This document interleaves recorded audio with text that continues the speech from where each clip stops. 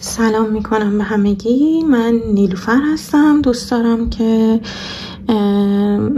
تجربیات خودم و دونسته های خودم رو تو قالب یوتیوب فیلم بگیرم و به صورت رایگان بتونم از لول 0 تا به 1 زبان فنلاندی رو به روش خیلی ساده آموزش بدم. کتابی که من الان 3 سال هست توی فنلاند زندگی میکنم و کتابی که تو طول این مدت به نظرم عالی بود برای زبان فنلاندی و به نظرم هر کسی این کتاب رو کامل یاد بگیره میتونه به صورت خیلی خوب فنلاندی صحبت بکنه. گرچه که تنها این کافی نیست، ولی برای داشتن زمینه‌ای که توی فنلاند داشته باشید برای پیدا کردن کار یا هر چیز دیگه‌ای، دونستن کلمات، جملات و گرامر این کتاب خیلی نیازه، خیلی ضروریه و ما قراره که این کتاب رو با هم دیگه بخونیم تا به اون سطحی که نیاز هستش برای صحبت کردن برسونیمتون و خیلی دوست دارم که با من همراه باشید.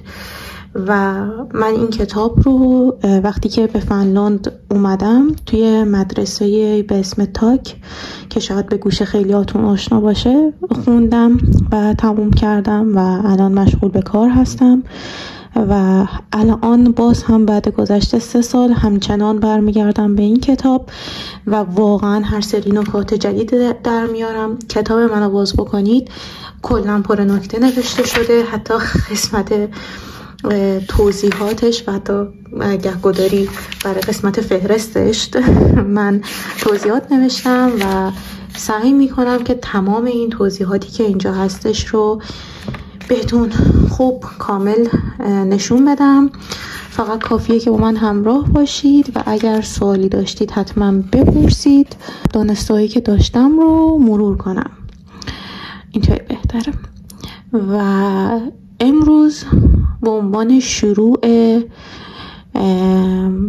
زبان فنلاندی چیزی که مهم هستش این هستش که ما بتونیم وقتی مطلبی، متنی، گرامری، جمله‌ای که هست از روش بخونیم.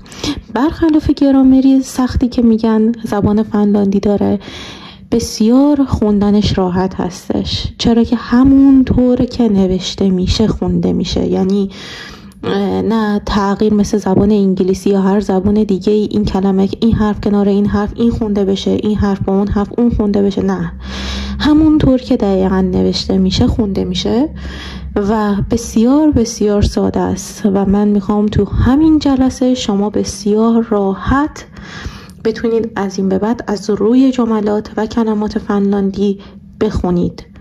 چیزی که برام مهم هستش، اول میخوام گرامر درس رو توضیح بدم. روند کاریمون اینطوری هست که اول این خطای، حالا تو دوربین الان معلوم میشه، خطای سبز اینجا به معنی گرامر هست و بعدش تمرینات درس هستش، اینجا توضیحات، بعد تمرینات درس هستش که با هم دیگه میتونیم ببریم جلو و متن درس که خودش پر نکته است و اینایی هم که میبینید من اینجا نوشتم با زبان محاوره فنلاندی یا همون پوهکیلی فنلاندی هست که پوهکیلی زبان عامیانه به حساب میاد. یعنی همونطور که ما تو ایران نمیشینیم فارسی بگیم درود یا سلام، آیا می توانید این کتاب را برای من باز کنید، اینطوری ما هیچ وقت تو ایران حرف نمیزنیم و زبان عامیانه صحبت میکنیم.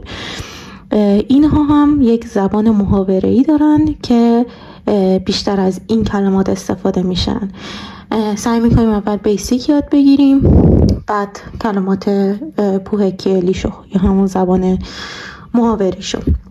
اولین چیزی که مهم هست این هست که ما بتونیم بخونیم. خوندن بسیار بسیار مهم هستش. چه زمانی که نتونیم بخونیم گرامر، متن و هر چیز دیگه برای ما بیفایده است. به حروف الفبا میخوایم بگیم الفبا. توی زبان فنلاندی میشه آکوست.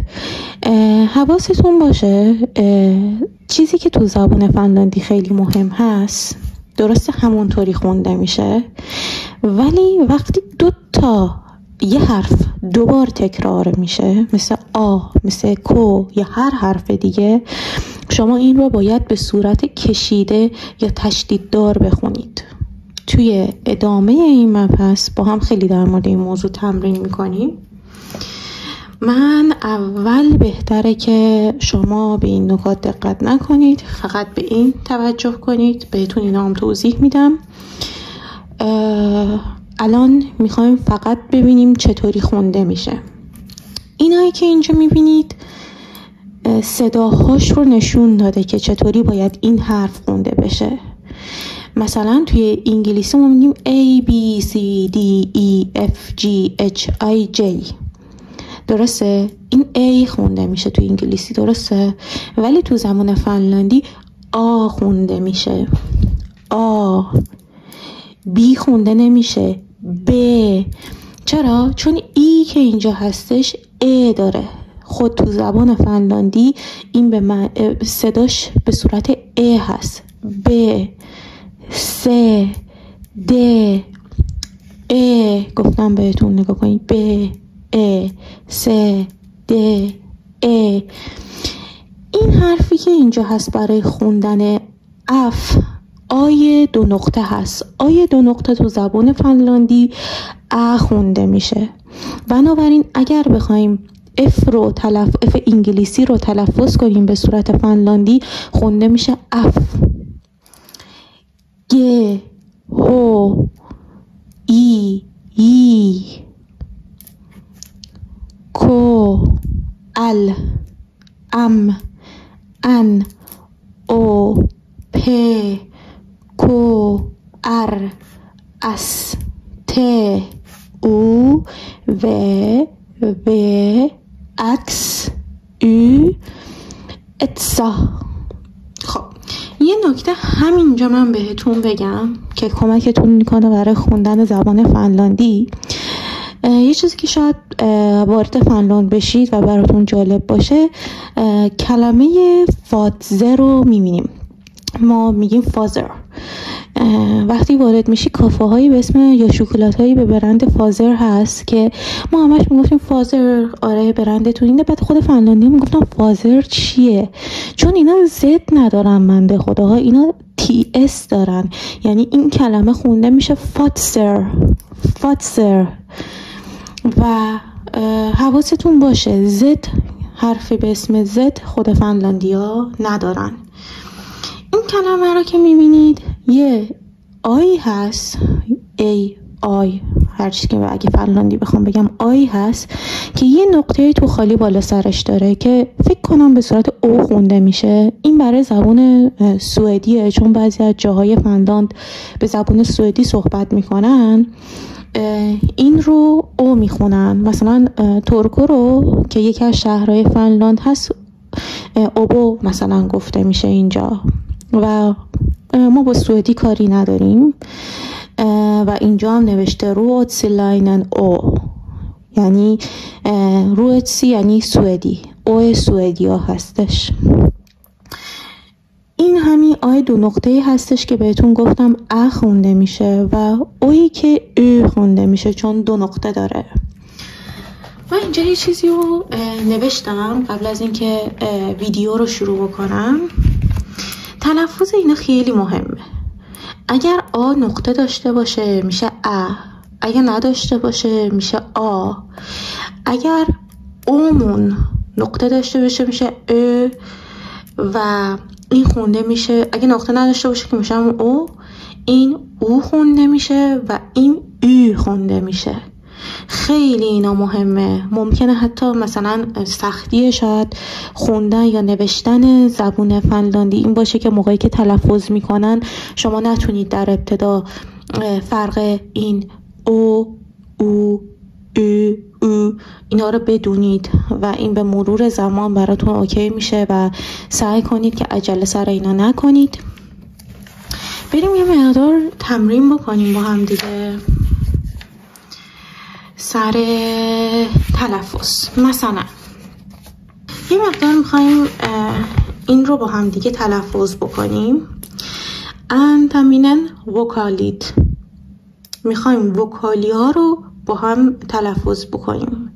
همینایی که الان من توی دفتر براتون کشیده بودم رو اینجا میخواد باهاتون تمرین بکنیم. به این حروف صدادار میگن. حروف صدادار به فنلاندی میشه وکالی.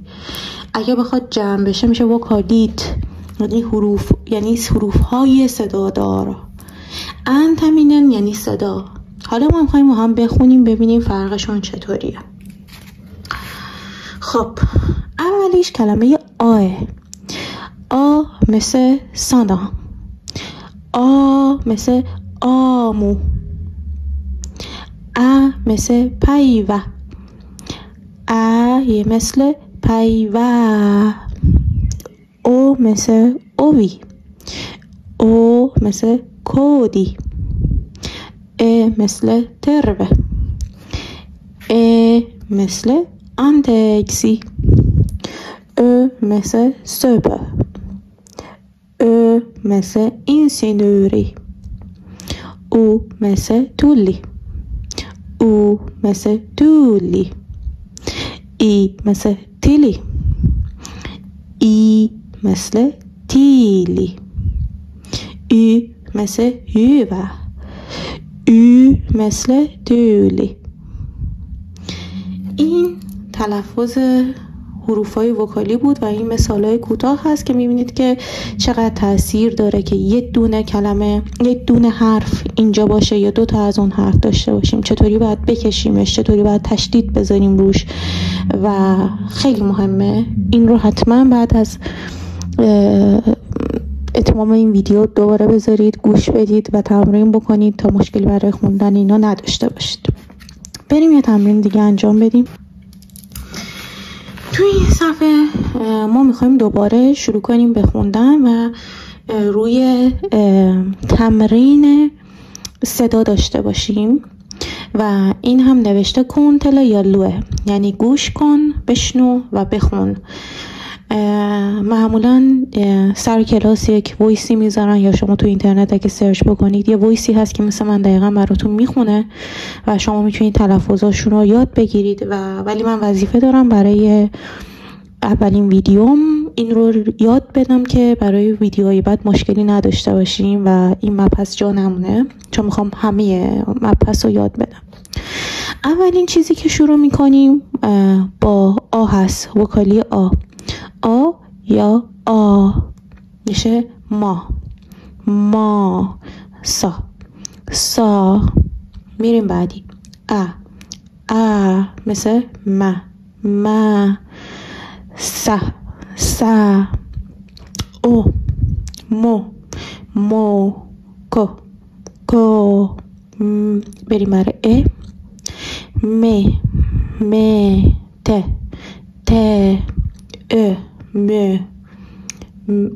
مو ته مو پو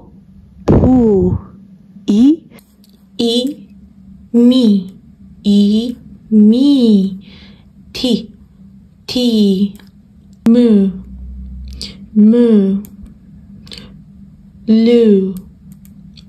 لو. یعنی یک مقدار باید بیشتر بکشید، اونایی که 2 تا حرف هستن. بریم برای بعدی. نوشته که وکالیای کوتاه یا بلند گوش کن و بخون. من براتون تونتون میخونم که خودتونم تمرین داشته باشی، شما هم سعی کنید که تمرین کنید و بخونید. پاپا تاپا ناما. بعدی تاتا ناپا لاتا کوکو سوپو لوپو تتی للی سپی پوپ توپ نوکو توتو موپو کورو تیتی kiki, kiki, mimi, mimi, günü, günü, sunu, sunu, رونو رونو. خیلی دوست دارم که این متن رو با هم دیگه بخونیم، حالا که تلفظ ها مخصوصا وکالی ها رو با هم دیگه تمرین کردیم و فقط میخوام از روی متن بخونم. لطفاً و خواهشاً با این پارت ها کاری نداشته باشید فعلا تا براتون تک تک اینا رو توضیح بدم، گرچه که به صورت فارسی هم نوشته شده، خودتون هم قشنگ میتونید بخونی، گاهی معنیشه گاهی حروف پوهکیلیشه که فرقای بعضی چیزا رو نوشتم، ولی در کل ببخشید انقدر شلوغه، اصولا کتابای من به همین شلوغی هست. شروع کنیم بخوندن. آن تاکسی اون کتل سومن کرسی یا آن تما اون سومی اوکس هیوه اونکو تما پایکا و پا اون کیبا هی مینا اولن الکس کوکاسینا اولت مینا اولن اولگا هاوسکا ها اوسکا توتوستوا کیتوس ساموین مای اولگا میتا کولو، دقت کنید کولو، تربه پدرو کیتوس مینوله کولو هیوه انتا سینوله ایهان هیوه کیتوس الکس تاسا اون پدرو هی پدرو مینون نیمیون الکس هاوسکا توتوستوا. این قسمت بالا در حال معرفی کردن الکس و اولگا و اینا، پدرو به هم دیگه داشتن هم دیگه معرفی میکردن، دوستشون رو معرفی میکردن که بعداً معنیشو بهتون میگم. فعلا کلمات معنی نمی کنیم، فقط میخوایم روشو بخونیم. اینجا بتایا یعنی معلم وارد کلاس میشه و میخواد خودش رو تو این پاراگراف معرفی بکنه. بریم بخونیم. هی یا ترو تولو سومن کرسیله ال کرسیله تما کرسی اون سومی اوکسی یا مینا اولن اوپتایا مینون نیمی اون پایوی کسکلا آن تاکسی میتنسه کیریویتتان مینون اتونیمی کیریویتتان پ ا ای و ای یا سکونیمی کو او اس کو ا ال آ اوکی کیتوس کرسی پایوت اوبات مانانتای کسکیوی کوی یا ترستای kursi on kello kahdeksan toista viva kaksi kumenta که طرز خوندن ساعت طور دیگه هستش، ولی فعلا به همین طور ابتدایی بلد باشید. توی این قسمت کتاب داره کلمات شب بخیر، صبح بخیر معرفی کردن رو یاد میده که من سعی میکنم همراه با معنی بهتون بگم، چون کلمات جملات کوتاه هستن و میتونم بیسیک برخورد اولی که با طرف دارید رو یاد بگیرید. فراسید یعنی عباراتی که معمولا در برخورد اول باید با طرف مقابل داشته باشید. وقتی که صبح وارد جایی میشید یا میخواید به یک کسی بگید صبح بخیر، میگید هومنتا. میتونید با جواب بگید هومنتا تای هو و هومنتا یعنی گود مورنینگ، صبح بخیر. وقتی میتونی از کلمه پایوه شروع کنی، پایوه و پایوه، روز بخیر، روز خوبی داشته باشی. یا عصر مثلا میخوای بری خونه، میگی هو و ایلتا، یا مثلا در برخورد با یک کسی میگی ایلتا، هو و ایلتا، شب خوبی داشته باشی، شب خوش. وقتی میخوای کسی رو بخوابونی میگی هو و اوتا، نک هوین، خوب بخوابی، شب بخیر. در برخورد اول برای سلام کردن و خداحافظی کردن میتونیم از این عبارات به کار ببریم. برای سلام میتونیم بگیم هی، موی، تروه، یا مثلا میتونیم بگیم هیپا، مویکا. همه اینا هست و جالبیش اینه که توی خداحافظیش هم میتونیم این کلمات رو دوباره بگیم هی، هیپا، یا مثلا بگیم هی هی، موی موی، یا مویکا و همون کلمات هست سلام و خداحافظیشون. فقط میتونیم 2 بار تکرار کنیم یا همون 1 بار هم عملا مشکلی نداره. اگه میخوای بگی see you بعداً میبینمت میشه نهدن، نهدن. یا اگر خواستی خیلی رسمی خداحافظی کنی، یعنی واقعا عامیانه نیست، رسمیه، یه اداره جایی میخوای خداحافظی کنی، میشه نکمین. یا وقتی میخوای یکی رو معرفی کنی میگی تسا اون تینا، این هست تینا. میگه هاوسکا تو توستوا، هاوسکا تو توستوا میگن، هاوسکا تاباتا میگن. و میگه کی تو ساموئل، مرسی، خیلی ممنون. تربت تولوا، خوش اومدید، ولکام. این بستنی رو که نشون میده چون جمله‌ای برای ابتدا سخته. مثلا میخواد بگه بستنی میخواید، هالوات کویت لوا، من اینجا نوشتم تاربیت ست کویت لوا، هالوات کویت لوا، بستنی میخواید که من گرامر اینو بهتون یاد میدم. طبق تصویر میگه بستنی میخوای، اون میگه یا میتونه بگه هالوان، یا میتونه بگه یو، یا میتونه بگه کلا یعنی بله، یا میتونه بگه نه.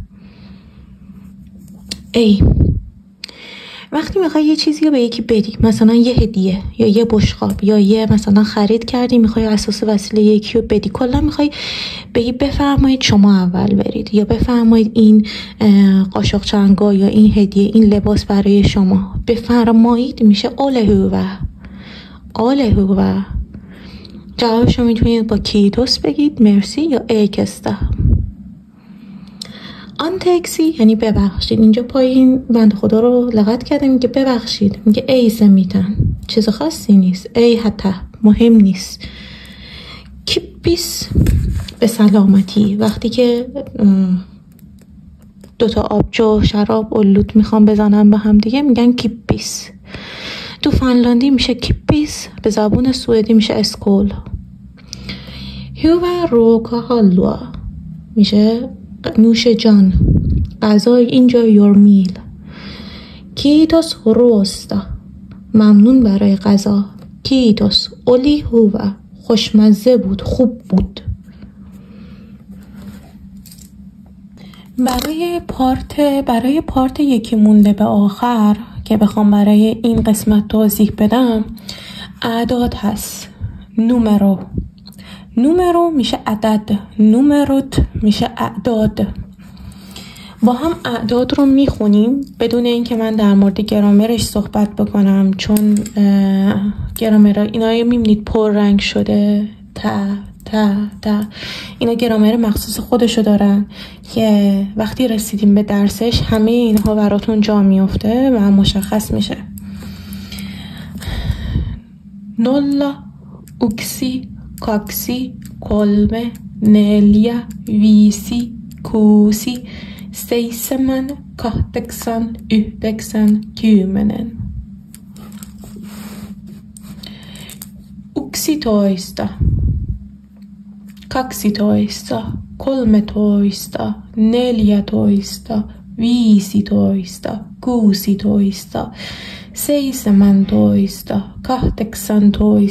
18, 19, 20.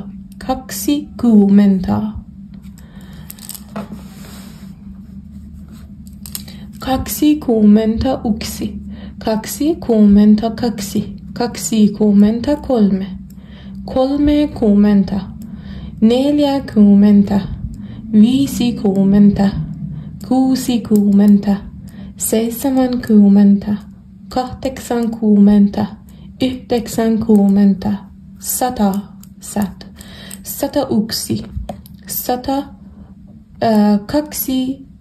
100, kolme 100, 1000, 2 tuhatta, 5 tuhatta, miljona, 2 miljona, میلیاردی، ویسی میلیاردیا. توی این بخش میخوایم ایام هفته رو یاد بگیریم. پارت آخره و میخوایم بدونیم ایام هفته چطوری گفته میشه.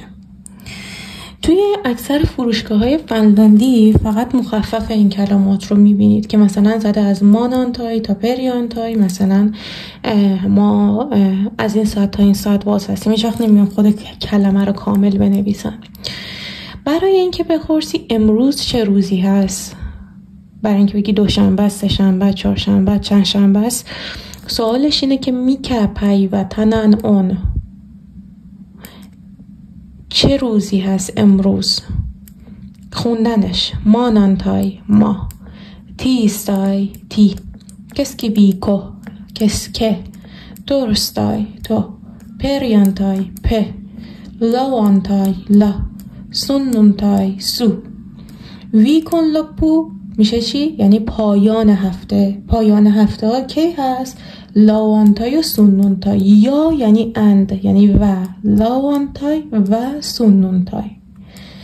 میلوین یعنی چه موقع، چه زمانی. ون مانانتاینا، تیستاینا، کسکی ویکونا، تورستاینا، پریانتاینا، لاوانتاینا، سنونتاینا، ویکون لپونا.